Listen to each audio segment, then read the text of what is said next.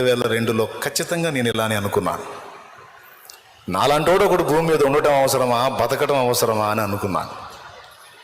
ఒకవేళ దేవుడు నన్ను దర్శించి నన్ను మలుపు తిప్పకపోతే ఈరోజు షాలేమురాజు అనేవాడు ఎవడో మీకు తెలిసేది కాదు. ఈ దేహం ఎముకలు మట్టికి మట్టి అయిపోయాయి. కానీ నా ఆలోచనలు తప్పు అని దేవుడు నాతో మాట్లాడి, ఒరి పిచ్చోడా, నేనెందుకు, నా బతుకెందుకంటావేంట్రా, బోల్డ్ అంత ప్లాన్ ఉందిరా బాబో. మీ అమ్మ నాయన వద్దనుకున్నారా నిన్ను? పనిగట్టుకు నేను పుట్టించా నిన్ను. ప్రాణం పెట్టాను నా కుమారుడా నీకోసం, ప్రాణం పెట్టానురా నీకోసం, చచ్చిపోయానుమా నీకోసం నా ప్రాణం పెట్టానురా. నువ్వు వేస్ట్ ఫెల్ అయితే నేను ప్రాణం పెడతానా? నువ్వు వ్యర్థురాలివైతే ప్రాణం పెడతానా? నువ్వు వ్యర్థుడవైతే ప్రాణం పెడతానా నా కుమారుడా? అరికాలు మొదలు నడినెత్తి వరకు శరం మొదలుకొని సిరిపాదం వరకు తూట్లు తూట్లు తూట్లు తూట్లు పొడిపించుకున్నాను నీకోసం. నువ్వు వేస్ట్ అయితే నేను అట్లా చేశాను. ఒకవేళ నిన్ను ఎరిగిన మనుషులకు నువ్వు ప్రస్తుతం అట్లా కనిపిస్తున్నావేమో, నాకు నువ్వు అలా కనిపిస్తలేవు. ఏ నోళ్ళైతే అలా అనుకున్నాయో నిన్ను, కొద్ది రోజుల తర్వాత అదే నోళ్ళు ఏమంటాయో విందుగా నాకు. Wait wait wait.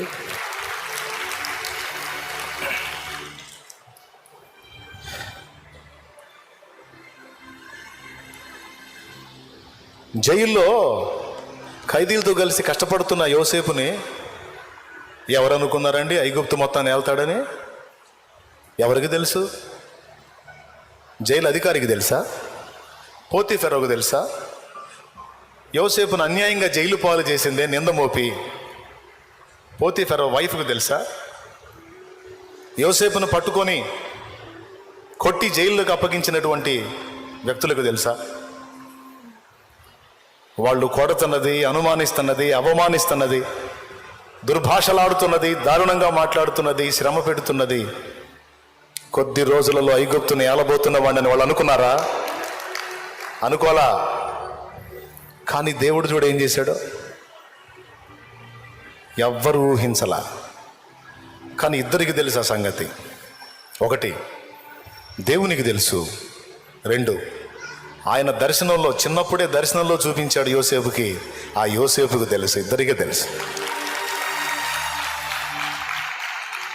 నన్ను కొట్టండి, తిట్టండి, నీళ్ళు లేని బావిలో వేయండి, బానిసగా అమ్మండి,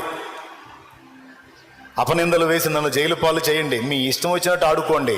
కానీ ఒక్కటి మాత్రం నిజం, నాకు దర్శనం చూపించిన వాడు సత్యవంతుడు. ఒకరోజు వస్తుంది మీరందరూ సిగ్గుపడతారు. ఆడుకోండి, నన్ను మీ ఇష్టం ఆడుకోండి, మీ ఇష్టం వచ్చినట్టు ఆడుకోండి. క్లైమాక్స్ చూడండి, ఓకేనా? రకరకాలుగా నిన్ను నువ్వు నిందించుకునే పరిస్థితి. దానికి కూడా కారణం ఉంది సుని, అదే చెప్తుంది వాక్యంలో. ఏముంటుందంటే, యెహోవా యోసేపునకు తోడై ఉండెను, అతని అన్నలు అతని గుంటలో వేశారు.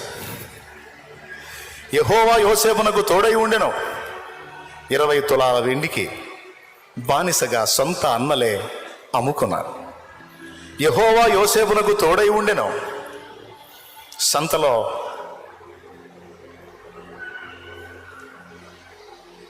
బానిస అండి, బానిస కుర్రోడు, 17 ఏళ్ళు ఉంటాయి, చిన్నోడు, బాగా పనిచేస్తాడు. పోతీఫెరో వచ్చి, ఎంత? ఇంత, వదిలేసే, పైసలు కట్టి తీసుకెళ్ళాడు. యెహోవా యోసేపునకు తోడై ఉండెను, సంత వీధిలో పశువులాగా యోసేపు అమ్మబడెను. యెహోవా యోసేపునకు తోడై ఉండెను, బానిస బతుకులోకి వెళ్ళాను. యెహోవా యోసేపునకు తోడై ఉండెను, పోతీఫెరో భార్య కన్నేసెను. యెహోవా యోసేపునకు తోడై ఉండెను, అపనింద నెత్తినబడి జైలు పాలయ్యను. అసలు దేవుడు తోడై ఉంటే ఎట్టుండాలి లైఫ్? అసలు దేవుడు తోడై ఉంటే ఎట్టుండాలి? అందరూ లోకస్తులు అంటారు, 3 పువ్వులు 33 పువ్వులు 66 కాయల్లాగా ఉండాలి. ఇదేందండి అంత రివర్స్? మీలో కూడా కొంతమందికి డౌట్ వచ్చింది. వాక్యంలో దైవజనుడు సోదరి దేవుడు నీకు తోడై ఉన్నాడంటే ఉన్నాడు, ఉన్నట్టే ఉంది నా బతుకు అంటున్నాడు. సోదరుడా దేవుడు నీకు తోడై ఉన్నాడంటే అర్థమవుతుందిలే, నాకు బాగా తోడై ఉన్నాడు. ఎక్కడెక్కడ ఎన్నో వచ్చి నెత్తిన పడుతున్నాయి, అప్పులేమో డబుల్ అవుతున్నాయి, ఫుల్గా తోడై ఉన్నాడు అనుకోలేదా? అనుకుంటే చేయొద్దు. మరి ఇప్పుడు యోసేపు ఏమనుకోవాలి? ఆ వచనం ఉందా లేదా? యెహోవా యోసేపునకు తోడై ఉన్నాడన్న మాట ఉందా లేదా ఆదికాండంలో? ఇంటికి పోయి చదవండి యోసేపు లైఫ్. దర్శనం చూస్తేనేమో ఆయన ఒక అధిపతి అయినట్టు, వాళ్ళ అన్నయ్యోళ్ళందరూ ఎప్పుడు యోసేపు తిట్టి అన్నయ్యోళ్ళందరూ వచ్చి ఆయన కాలు మొక్కినట్టు దర్శనం. ఆఖరికి తండ్రి కూడా తన దగ్గరకు వచ్చినట్టు దర్శనం. పరిస్థితులు చూస్తేనేమో రివర్స్. ఇది కదూ లైఫ్లో తారుమారంటే, ఇది కదూ మన బతుకుల్లో బాబేలంటే. స్తోత్రం. ఎంతమందికి అర్థమవుతుంది? వాగ్దానాలు చూస్తేనేమో పెద్ద పెద్ద వాగ్దానాలు, పరిస్థితులు చూస్తేనే మొత్తం రివర్స్. అవునా? అదే దేవుడు మన బతుకుల్లో అనుమతించిన బాబే. ఎందుకో తెలుసా? అట్లా డిజైన్ చేశాడు తమ్ముడు. అది దేవుని ప్లాన్. వారు దీని చేత అభ్యాసము నొందవలనని దేవుడు మానవులకు ఏర్పాటు చేసిన ప్రయాసము బహు కఠినమైనది. స్టార్టింగ్లో యోసేపు హృదయం ఎలా ఉంది? ఈ శ్రమల గుండా ప్రయాణం చేసి చేసి చేసి చేసి చివరికి దేవుడు ఐగుప్తులో హెచ్చించిన తర్వాత ఎంత సుందరంగా మారిపోయిందంటే, ఫస్ట్ ఒకంత మంచోడైతే క్లైమాక్స్కి వెళ్ళేటప్పటికీ అందరిలో యోసేపే గొప్పవాడు అనిపించుకున్నాడు. అమ్ముకున్న అన్నలు కళ్ళ ముందు ఉంటే, అనలారా మీరు నాకు తెలియక కీడు చేయాలనుకున్నారులే కానీ దేవుడు మనందరి కోసం ఏర్పాటు చేశాడన్నా. మీరు కాదన్నా నన్ను నమ్మింది, మీరు కాదు నన్ను అప్పగించింది. దేవుడే 7 ఏళ్ల కరువులో మనందరం చావకుండా మీ అందరికంటే ముందు నన్ను పంపించాడులేన్నా. దేవుడు పంపించాడులేన్నా. బాధపడకండి అన్నా. మిమ్మల్ని ద్వేషించనన్నా, మిమ్మల్ని ఇబ్బంది పెట్టను. ఈరోజు నాకు దేవుడు సమృద్ధినిచ్చాడు. నా సమృద్ధిలో మీ అందరికీ సహాయం చేస్తా. నేను మిమ్మును మీ పిల్లలను పోషించదను. మీరు నాకు మంచి చేశారన్నా, నాకు మేలు చేశారు. ఏమి వ్యక్తిత్వం, సుందరమైన వ్యక్తిత్వం వచ్చేసింది. ఎలా వచ్చింది? ఈ కొలిమిలో గుండా పోవటం వల్ల వచ్చింది. లేకపోతే ఆ టైప్ మైండ్ సెట్ వచ్చేది కాదు, ఆ వ్యక్తిత్వం వచ్చేది కాదు. మన జీవితంలో మనకు అర్థం కాని గందరగోళాలు, తారుమారులు, తారసపడినప్పుడు ఆందోళన చెందుతాం. కొద్దిగా వాక్యాన్ని కొంచెం జాగ్రత్తగా ధ్యానం చేస్తే మనకి సత్యం అంతా బోధపడింది. హల్లెలూయా. నాకు తెలిసిన ఒక దైవజనుడు ఉన్నాడు, చాలా మంచి దైవజనుడు. ఆయన పాపం పరిచర్య చేసుకుంటున్నాడు. ఆ పరిచర్యలో ఏదో కాస్త పనిని ఇంకొంచెం విస్తరింప చేసుకుంటా ఉంటే కొంతమంది పని కట్టుకొని చెడగొట్టారు. అయ్యో పని పాడైందే అయ్యో అని బాధపడుతుంటే కొద్ది మంద కాస్త పోయి పెద్ద మంద ముందు నిలబడేటట్టు దేవుడు చేశాడు.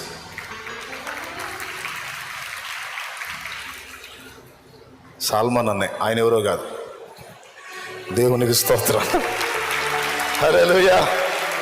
ఇది ఆరంభమే సుమా, ఇంకా బలమైన కార్యాలు చూడబోతున్నాడు. జస్ట్ దైవజనుడి కోసం మీకు కూడా అదే చెప్తున్నా. నీ అభ్యాసం కోసం, నీలో విరిగి నలిగిన మనసును తీసుకొని రావటం కోసం తమ్ముడు, చెల్లి, దేవుడు మన బతుకుల్లో కూడా కొన్ని బాబేలు అనుభవాలు రప్పిస్తారంటే తారుమారు, గందరగోళం, గజిబిజి, జుట్టు పీక్కున్న అర్థం కాని పరిస్థితి. కానీ టెన్షన్ పడద్దు, ఇబ్బంది పడద్దు. వాక్యం చూడు. ఒక దైవజనుడు తన అనుభవంలో ఇలా రాసుకున్నాడు. ఒకవేళ నేను యోసేపు తల్లినై ఉంటే నేను ఇలా ప్రార్థించేవాడిని. యోసేపు తల్లినై నేను ఉంటే నేను ఇలా ప్రార్థిస్తాను, దేవా మా వాణ్ణి యోసేపుని వాళ్ళ అన్నలు అంటే నా పెద్ద పిల్లలు ద్వేషిస్తున్నారు, వాళ్ళు అలా ద్వేషించకుండా వాళ్ళని ఆపేయి తండ్రి అని ప్రార్థించేదాన్ని. ఒకవేళ నా ప్రార్థనకు జవాబు రాకుండా వాళ్ళు ద్వేషించి బిడ్డను చంపాలనుకుంటే చంపబడకుండా నీళ్ళలో నా గుంటలో వేయకుండా నేను ప్రార్థన చేసేదాన్ని. అమ్మబడకుండా ప్రార్థన. అంతే కదండి. కన్న కొడుకును బానిసగా అమ్మేసాయి నాయన, అమ్మేసాయి. మా వాడిని బాగా ఫుల్ కోటింగ్ ఇచ్చి నీళ్ళు నేను బావిలో తోసేసాను. ఏ తెల్లని అడిగిద్దా? పెద్దగా చెప్పండి, అడిగిద్దా? ఏ అమ్మాయినా ఏమని ప్రార్థన చేసేది? మా వాడిని అన్నలు ద్వేషించొద్దు, నీళ్ళ గుంట వద్దు, ఐగుప్తుకి అమ్మబడొద్దు, పోతీఫెరో ఇంటికి పోవద్దు, ఎందుకంటే వాళ్ళ ఆవిడ ఉంది అక్కడ. అవునా? మొత్తం వద్దని చేసేది. ఒకవేళ నీ కుమారుడే యోసేపు అయితే నువ్వేం చేస్తావు నాకు చెప్పు. పెద్దయినా నీ కొడుకే యోసేపు అయితే నువ్వేం చేస్తావు ప్రార్థన? మా వాణ్ణి అన్నలు ద్వేషించాలని చేస్తావా, ప్రేమించాలని చేస్తావా? కన్ఫర్మ్. గుంటలో పడదోయబడాలని చేస్తావా, వద్దని చేస్తావా? ఐగుప్తుకి అమ్మబడాలని చేస్తావా, వద్దని చేస్తావా? పెద్దగా చెప్పండి. మరి నువ్వు సౌండ్ రాదేంది? అసలు ఈ సౌండ్ దెబ్బకి ఏం వినపట్టలా కదా. అందుకే మనకు అర్థం కానీడు. అర్థమైతే ఖచ్చితంగా అడ్డం తిరిగే ప్రార్థనలు చేస్తాం. అందుకే చాలా విషయాలు గలివిలిగా అట్లా ఉంచుతాడు, కానీ అర్థం కానీడు. అర్థం కానంత మాత్రాన నువ్వేం గందరగోళం అవ్వాల్సిన అవసరం లేదు. నీకు క్లారిటీ లేకపోయినా దేవునికి ఫుల్ క్లారిటీ ఉంది నీ లైఫ్లో, నీ లైఫ్ విషయంలో చాలా క్లియర్గా ఉన్నాడు దేవుడు. టెన్షన్ అక్కర్లా. నాకు ఇలా అవుతుంది ఏంది అనుకోవద్దు. ఒకవేళ మోషే తల్లి స్థానంలో నేను ఉంటే మోషే నైల్ నదిలో పడవేయబడొద్దని ప్రార్థించేదాన్ని. ఐగుప్తు ఫరో కూతురు దగ్గరికి వెళ్ళొద్దు అని ప్రార్థించేదాన్ని. అబ్బాయి ఈజిప్ట్ నుంచి మిథ్యానుకు వెళ్ళొద్దు అని ప్రార్థించేదాన్ని. ఇవన్నీ ప్రార్థన చేస్తే ఏం జరిగిద్ది? మోషే ఆ ఉన్న బానిసల్లో ఒకటిగా ఉండేవాడు. అందుకే మోషే ఫ్యూచర్ తల్లికి అర్థం కాకుండా చేసి అనేక మలుపులు తిప్పి లక్షలాది మందికి దీవెనకరమయ్యేటట్టు చేశాడు. Praise the lord. ఎస్తేరు వాళ్ళ అమ్మగాను ఉన్నట్టయితే వాళ్ళ అమ్మాయిని ఆ రాణి పోటీకి పానిచ్చేదా?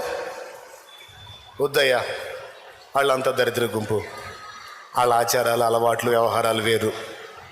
మన అమ్మాయి యూదురాలు, నిష్కల్మషురాలు, ఆ దరిద్రుల మధ్యలోకి పోతే చెదరైపోతుంది. నా బిడ్డ ఎన్ని బాధలు పడుద్దో, ఆహా నా అమ్మాయి దూరం అయితే నేను తట్టుకోలేను, ఏమండి వద్దు అనేది. అంతేనా కాదా? ఎవరిని? వాళ్ళ ఆయన్ని. వాళ్ళిద్దరు లేరు, అందుకే ముందే వాళ్ళిద్దరిని తీసేసుకున్నాడు. కొంతమంది దేవా నన్ను ఎందుకు అనాథం చేశావు అంటారు. దానికి ఇది సమాధానం. వాళ్ళు ఉంటే పరిస్థితి వేరు, వాళ్ళు లేకపోతే పరిస్థితి వేరు. టోటల్ ప్లానే వేరు. ప్రతి జీవితానికి ఈ పాయింట్ అన్వయించుకోవచ్చు. క్రీస్తునందున్న ప్రతి ఒక్కరూ దీన్ని అవగాహన చేసుకుంటే ధన్యులు. తమ్ముడు, ఇది క్లియర్గా నీకు అర్థమైతే నీ లైఫ్లో ఉన్న తారుమారు కూడా నీకు సూపర్గా అనిపిస్తుంది. ఇంకేం కావాలి, ఇంకేం చెప్పాలి? అయిపోయింది.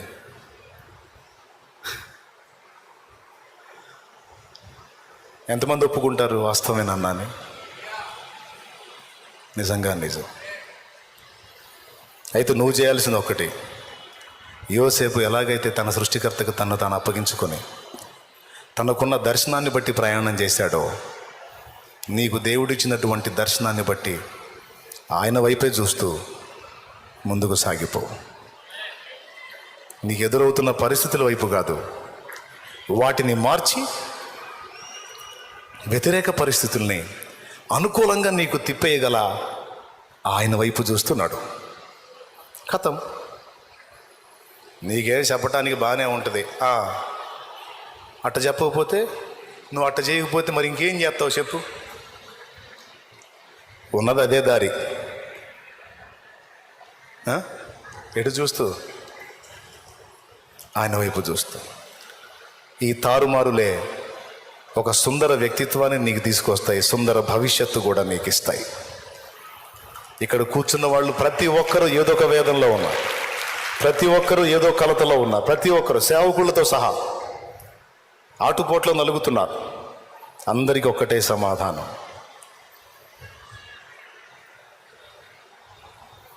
మనకు మన భవిష్యత్తును ముందే తెలియజెప్తే, కష్టాలనే మనకు చూపించాడంటే వద్దు అనే ప్రార్థన చేస్తాం. కానీ వాటి తర్వాతనే సుందరమైన భవిష్యత్తు ఉంది. ఇక్కడ ఉంది, అక్కడ ఉంది. ఇప్పుడు చెప్పండి, ఇప్పుడు కలతలకి కృంగిపోదామా, భయపడదామా, వేదన చెందుదామా? దేవుని వైపు, యేసు వైపు చూస్తూ సాగిపోదామా? మళ్ళీ అన్నాడు, ఒకవేళ మరియమ్మ స్థానంలో నేను గానుంటే, ప్రభువా నా బిడ్డకి సిలువ వద్దయ్యా అని ప్రార్థన చేసేదాన్ని,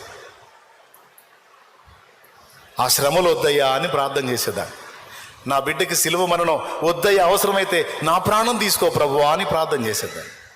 ఒకవేళ మరియమ్మ ప్లేస్లో నువ్వు ఉంటే నువ్వేం చేస్తావు? ఒక తల్లిగా, సోదర, ఒక తల్లిగా నువ్వేం చేస్తావు?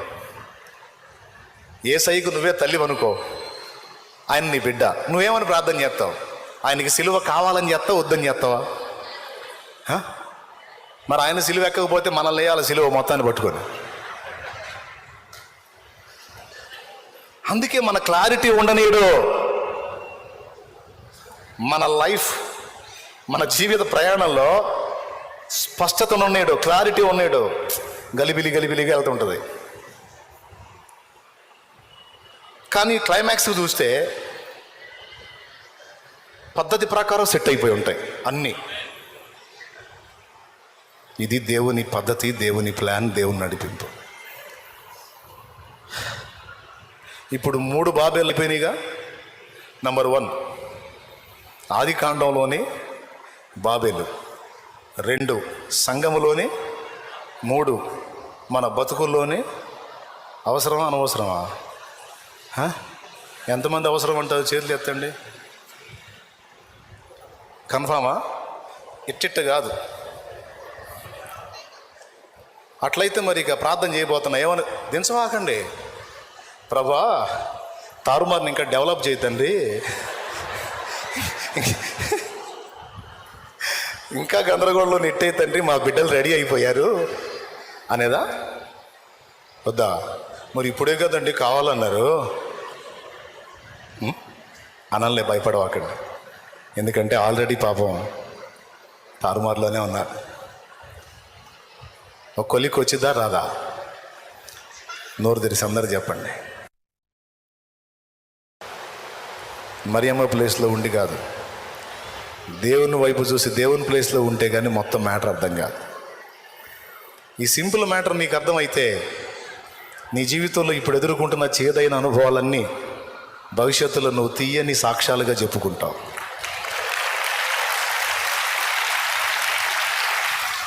మారానుభవం మధురముగా మార్చగలవు నీవు. ఇదేదో జస్ట్ ఓదార్పు కోసంగా, వాస్తవం. కలతల గుండా నువ్వు ప్రయాణం చేస్తుంటే అందులో దేవుని అనుమతి ఉంది, దేవుని ఆమోదం ఉంది. వైఫల్యాల్లో ఉన్నావా? ఆ కొలిమి నీకు అవసరమై ఉంది. అవును, నిన్ను పిలిచిన దేవుడు నమ్మదగినవాడు, శోధనలో నిన్ను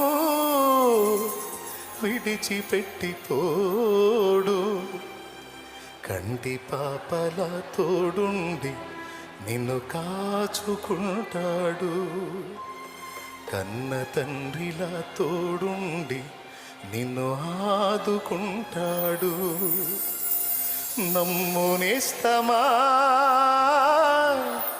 ఇది సత్యం, వీడబోకుమా విశ్వాసం. మీ ఆశ నిరాశ కానే కాదు, వేదన ఎందుకు, నీ కన్నీరు కలకాలముండదు, కలతే చెందకు. నీ ఆశ నిరాశ కానే కాదు, వేదన ఎందుకు, నీ కన్నీరు కలకాలముండదు, కలతే చెందకు. నమ్మునేస్తమా, ఇది సత్యం, వీడబోకుమా విశ్వాసం. నీ ఆశ నిరాశ కానే కాదు, వేదన ఎందుకు, నీ కన్నీరు కలకాలముండదు, కలతే చెందకు.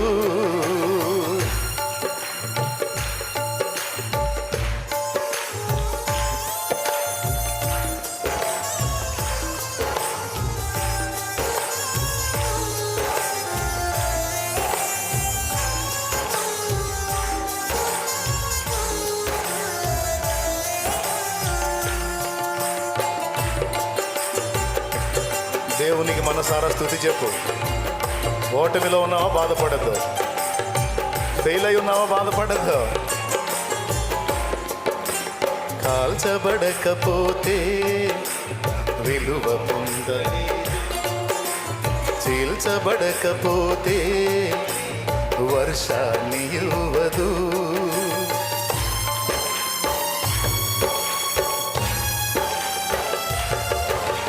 కాల్చబడకపోతే స్వర్ణం విలువ పొందలేదు, చీల్చబడకపోతే మేఘం వర్షాన్ని ఇవ్వదు. దున్నబడకపోతే భూమి పంటనివ్వలేదు, చెక్కబడకపోతే శిల్పం కాదు.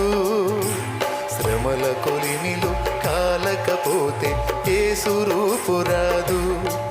నువ్వు శ్రమల కొలిమిలు కాలకపోతే యేసు రూపు రాదు.